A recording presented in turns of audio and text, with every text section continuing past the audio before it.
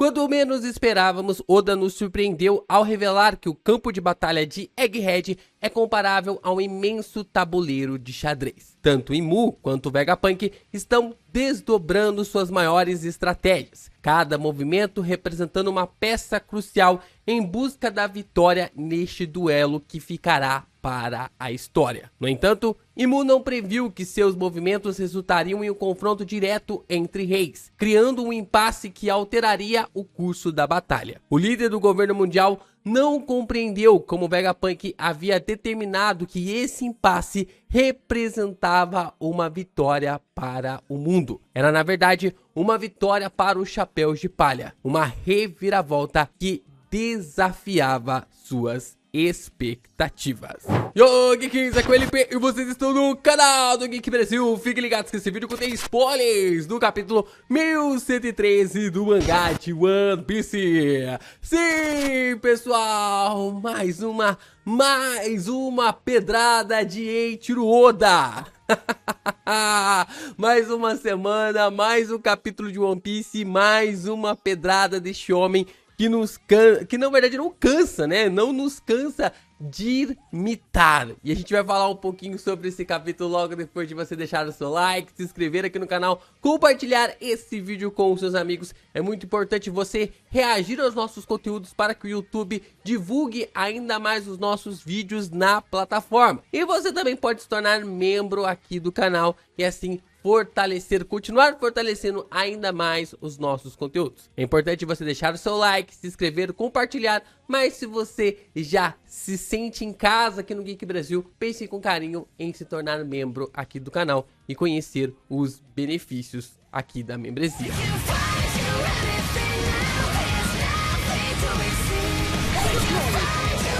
Vamos então começar aqui a falar sobre o capítulo 1113 e nós começamos o capítulo com uma capa, uma página colorida. A gente tem uma edição especial da Weekly Shonen Jump, que é uma edição que antecede a Golden Week. É uma edição especial porque, acho que se eu não me engano, 2 vezes ou 3 vezes por ano, todos os mangás aparecem na capa da revista. E essa é uma das edições também, na qual nós temos ali o Luffy liderando, mas outros mangás, outras obras também estão na capa. E como sempre, One Piece tem as suas páginas coloridas, dupla página colorida para representar na história. E assim, nós temos essa página colorida com uma referência a um tabuleiro de xadrez. Nós temos uma frase escrita em inglês dizendo: "O rei é uma peça que luta", fazendo uma referência de como Luffy é um rei bem diferente dos demais no xadrez, já que o próprio rei não pode dar um checkmate em outro rei. Então, o Luffy provavelmente seria um rei ali no tabuleiro que quebraria essa regra. Nós observamos então a Robin jogando o xadrez com todas as peças fazendo parte da tripulação dos Chapéus de Palha, cada um sendo uma peça muito fundamental neste tabuleiro. Nós temos 7 choppers como peões diferentes, usando armaduras de cavaleiros, e nós temos que reparar também nos números usados por esses choppers. Nós temos ali o 06, que é o Omu, nós também temos o 16, que é Imu, e entre outros números, a forma como nós temos amarelo e a formação para Sanji, nós temos o verde 1 ali para Zoro. Temos essas conexões ligadas ali à forma como o Chopper representa através desses peões. Nós então temos nas torres Franky e Jinbe. O Franky está usando uma torre personalizada. Ele é a própria torre, ó. Ficou muito bom essa arte, ele dando risada aqui, ele sendo a própria torre.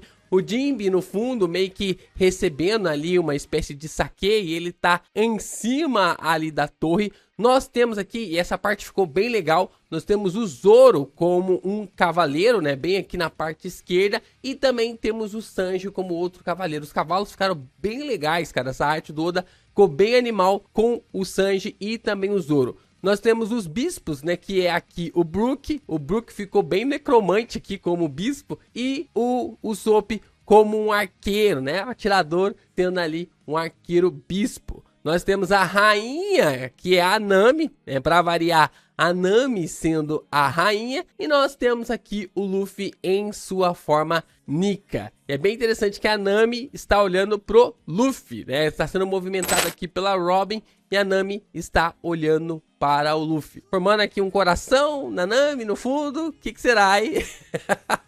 Nem vou me situar um pouquinho aqui, porque senão a galera já vem ficar maluca aqui comigo. Mas vamos seguir aqui com o capítulo, porque, caraca, essa arte tá da hora, essa arte está legal. Mas eu ainda quero falar um pouco sobre essa arte, porque tem um ponto bem interessante sobre o título deste capítulo, né? Eu vou estender um pouquinho essa introdução, porque é muito importante a gente frisar esses detalhes sobre o xadrez, porque o título deste capítulo é Stalemate. Stalemate tem ali essa palavra originada no século XV, quando era usado para Stalemate, que significa um parceiro que não pode se mover. Style significa ali algo, né? Na verdade é stale, né? Que significa ali algo que vem de estalo, né? Que origina ali de estalo e que significa estável ou fixo. E mate, que vem ali do antigo persa mate, que significa rendição. Então, ao longo do tempo, a expressão evoluiu para se referir a uma posição do jogo de xadrez na qual nenhum jogador pode mover as suas peças sem colocar seu rei em xeque. E agora é usada em geral para descrever uma situação de impasse ou empate sem solução. Então, quando nós estamos jogando xadrez e ninguém mais pode movimentar as suas peças, quando, por exemplo, se você já jogou xadrez, você sabe do que eu estou dizendo, que ninguém consegue mais mover as peças ali, aí nós temos um impasse. E esse é o título do capítulo. Depois dessa introdução gigantesca, vamos aqui para o capítulo, né? Peço desculpa para vocês, mas eu tinha que contar e mostrar esses detalhes. E o capítulo começa onde o anterior terminou. Os Vegapunks estão conversando entre si ali na transmissão e Stella diz que não teve tempo de tomar o seu café porque ele ainda não havia esfriado. O Shaka avisa que falta apenas 30 segundos para ele entrarem no ar. E Pitágoras comenta que é meio embaraçoso eles entrarem ali, eles falarem na frente de um monte de pessoas, na frente de muita gente que vai ouvir eles naquele momento. Mars fica espantado com o que vê e comenta que essa coisa pode ainda estar viva, ou na verdade ainda está viva, mesmo depois que o Vegapunk havia ido embora, mesmo que ele havia supostamente morrido. O Gorosei questiona o que é exatamente a morte e onde reside a consciência do Vegapunk.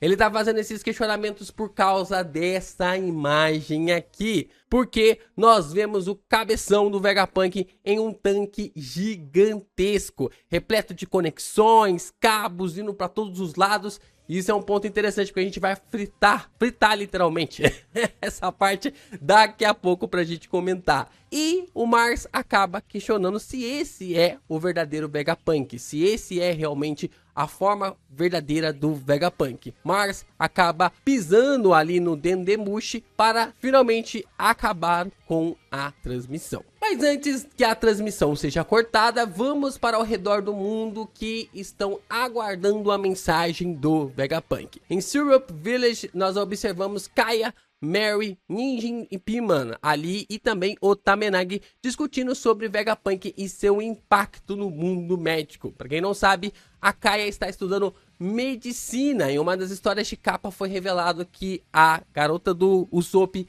acabou meio que começando a estudar ali medicina. E assim, nós temos outras partes do mundo sendo referenciadas, porque no farol de Twin Cape, lá na Reverse Mountain, Croco está ouvindo a mensagem de Vegapunk com Labom. Em Baltimore, o velho menciona que Frank agora virou um navio, porque o seu cartaz é um cartaz de um navio, então por isso que ele acredita que o Frank havia se tornado um navio. Nós temos aqui outros detalhes, porque a gente observa também o reino de Torino, a reação dele sobre a forma como o Vegapunk ia dar essa divulgação. Na ilha de Hashinosu nós vemos as reações de vários piratas aleatórios, mas ninguém conectado diretamente ao bando do Barba Negra. outras ilhas acabam aparecendo, mas sem nenhum outro ponto, sem nenhum outro local que tenha tanta influência assim para os chapéus de palha. Mars acaba então pisando na colcha do Dendemushi, mas era falsa, e o Gorosei descobre que dentro dele existe apenas um Dendemushi comum, um Dendemushi normal. Mars começa a entrar em pânico, pois não sabe o que Vegapunk vai fazer. Ele não sabe qual é o verdadeiro objetivo do Vegapunk. O tempo então acabou e nós observamos o Vegapunk começando a falar.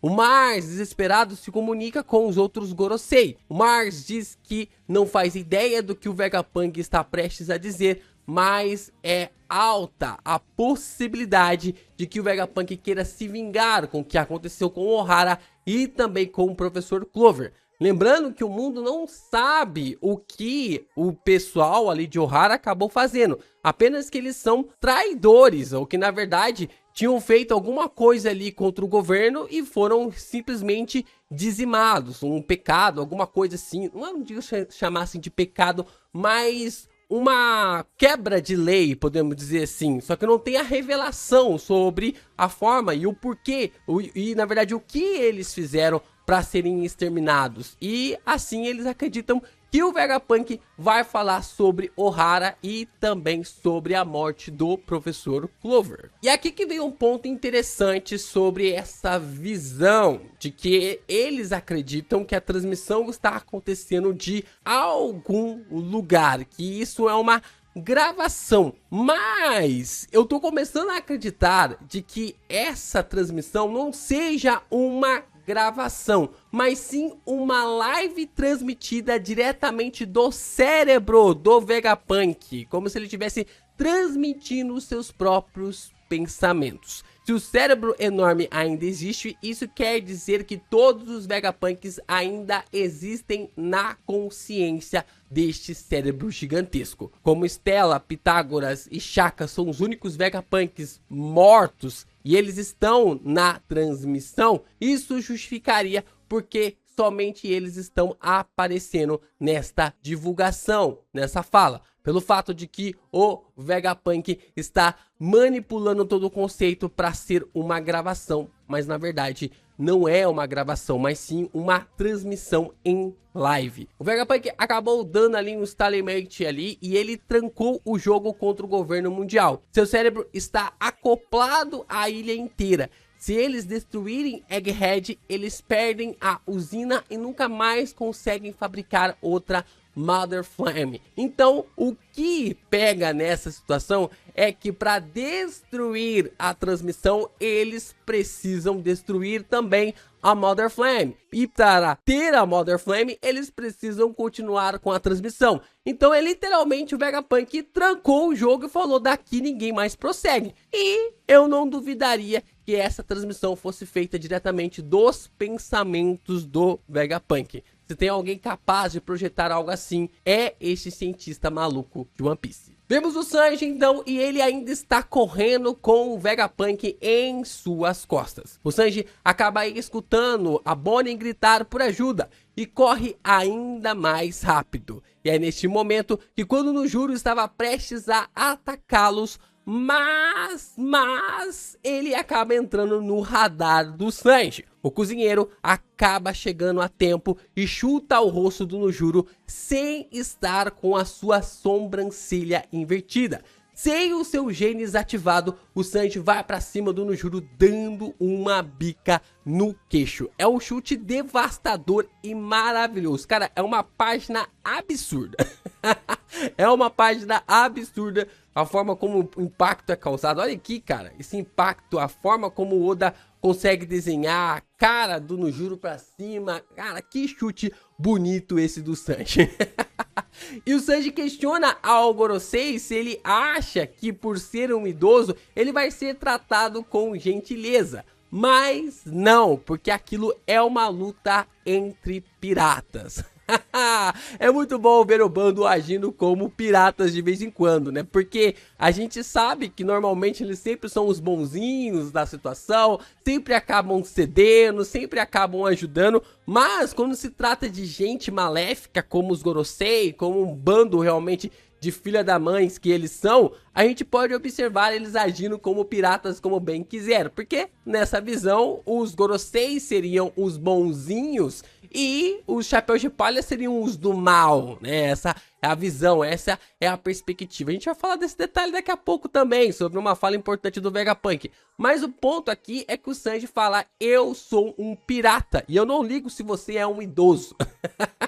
Tudo bem que ele não prossegue isso com outras ideias, mas ele vai pra cima ali do Nojuro, mesmo ele aparentando ser um idoso. Nojuro dessa forma assume a forma de o Bakutsu e morde o Sanji. Isso acaba deixando a Bonnie assustada, mas os gigantes se aproximam para entrar no combate. Nós podemos observar que o Oimo e o Kashi, eles seguram no Nojuro de ambos os lados, o que faz o Gorosei sangrar, né? Eles apertam tão forte ali a forma de que ele está, né? Essa forma meio yokai, né? Que é o Bakutsu, que ele acaba sangrando pela boca. Nós então observamos a Bonnie se transformando em uma forma gigante, né? Uma forma gigante de si mesma. E essa fruta da Bonnie é extremamente apelona. Essa fruta da Bonnie é extremamente apelona porque ela pode pensar em qualquer futuro possível para se transformar. E aqui é literalmente o que ela faz. Ela pensa no futuro, ela distorce o futuro e ela pensa em um futuro na qual ela é uma gigante. Assim,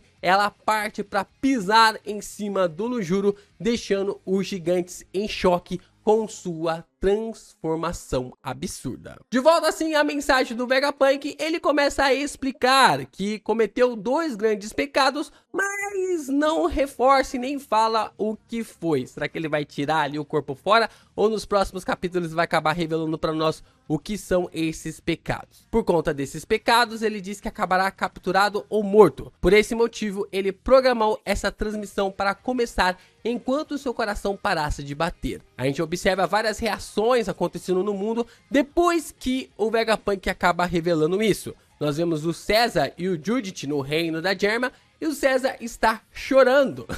Ele está chorando porque ele não conseguiu acabar com o Vegapunk, ele não conseguiu acabar ali com o cientista que ele lutou tanto para derrubar, mas que havia ali meio que falhado nesse sentido. Nós também observamos o Morgans, né? O Morgans, ele também está irritado porque essa transmissão, a forma como está sendo transmitido, televisionado para o mundo inteiro, essas informações vai acabar com o negócio dele.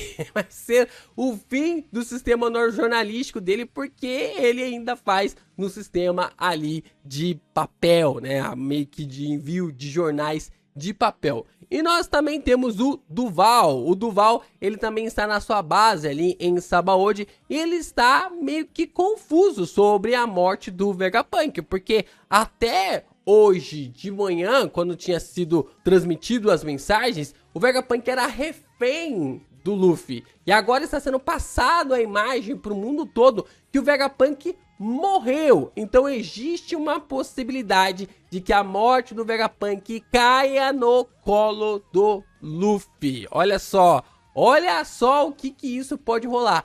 O Luffy pode passar a ser odiado no mundo inteiro por ter matado um cientista muito querido para todos. Esse ponto aqui sobre o Duval, ele é muito importante para a gente frisar por que este evento de Egghead é crucial para a história de One Piece. E dessa forma o Vegapunk continua a falar a sua mensagem. O Vegapunk diz que quem quer que acabe lhe matando, lhe tirando a vida, ele não culpa alguém como um mal. Ele não sabe rotular ninguém como bom ou mal, porque ele não entende ele o suficiente para fazer tal julgamento. Olha só, Oda, ele é malandro demais, porque deixa essa forma dúbia. Porque o governo mundial contou uma narrativa de que o Vegapunk havia sido sequestrado pelo o Luffy, né, pelos Mugiwaras. E, ao mesmo tempo, o Vegapunk não está falando do Luffy, ele está falando de Imu. O Vegapunk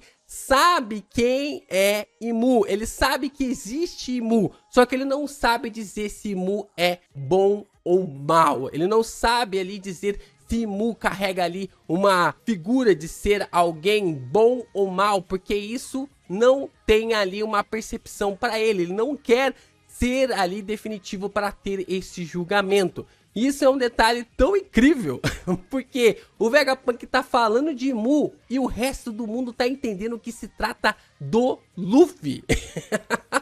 Olha que maluco que essa transmissão do Vegapunk está se tornando. Já parou para pensar que tudo que pode acontecer a partir de agora caia no colo do Luffy completamente de graça por causa dessa transmissão do Vegapunk? Nós observamos então o Saturno chegando à nuvem onde o grupo da Nami está. Robin ouve a voz do Saturno e fica paralisada em choque, pois reconhece a voz que ouviu em Ohara. E vemos um flashback do momento. Saturno diz que Nico Robin é a mulher que Akainu não conseguiu exterminar, enquanto os ataca para matar. Nami então grita para que todos protejam a Robin. E finalmente nós temos aqui uma forma de um caos. É absurdo, porque a batalha já vira um caos rapidamente. O Brook acaba cortando uma perna do Saturno, o Sopra tira uma bala explosiva, a Nami puxa a Robin para trás, enquanto o Zeus está ali para bloquear as pernas do Saturno.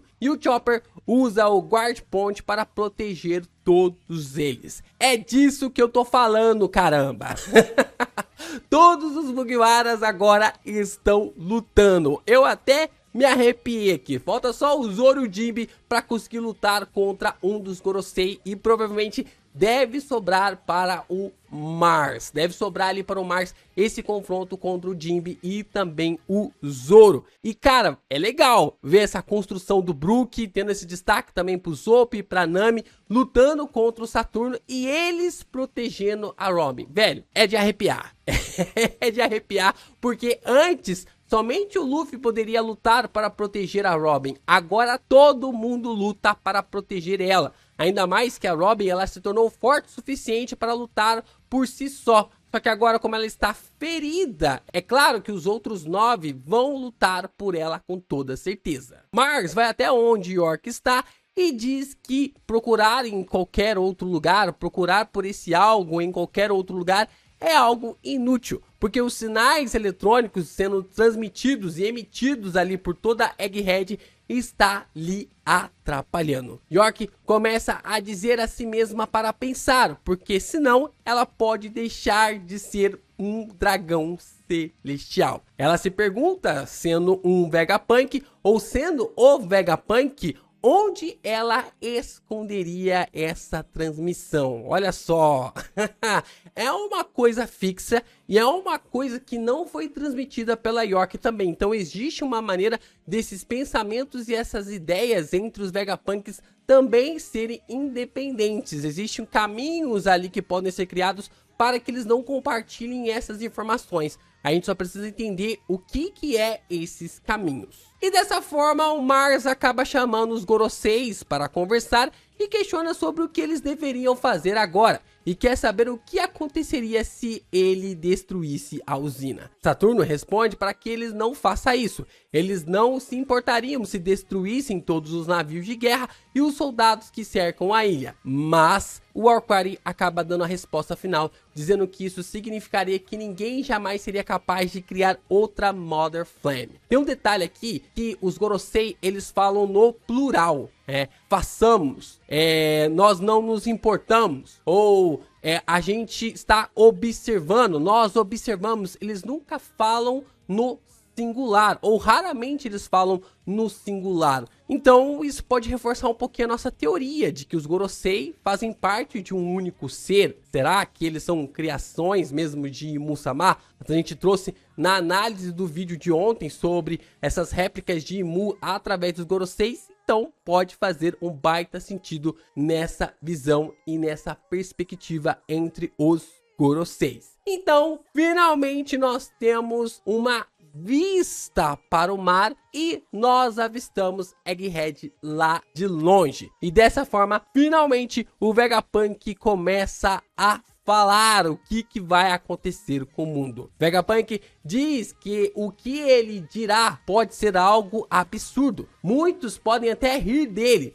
mas todos têm o direito de saber. Ele diz que precisa começar pela conclusão. E este mundo irá afundar no mar. Nós vemos um quadro do fundo do mar, onde algumas sereias nadam com uma baleia, né? Com algumas baleias em volta. E nós sabemos que quando se trata sobre o One Piece, baleias sempre estão envolvidas. Acho que depois dessa já dá para começar a esperar que o One Piece esteja mesmo no fundo do mar. A gente pode falar um pouquinho mais sobre esses detalhes das visões ali, sobre como o mundo já foi inundado alguma vez. A gente trouxe um vídeo também bem legal na terça-feira. Pra falar a verdade, tem vídeos bem legais durante toda essa semana. A gente já é o quarto vídeo seguido de One Piece aqui. Teve vídeo segunda, terça, quarta e quinta. E hoje nós estamos trazendo a análise do capítulo, então tem muita coisa que vai acrescentar nesses vídeos na análise deste capítulo. Então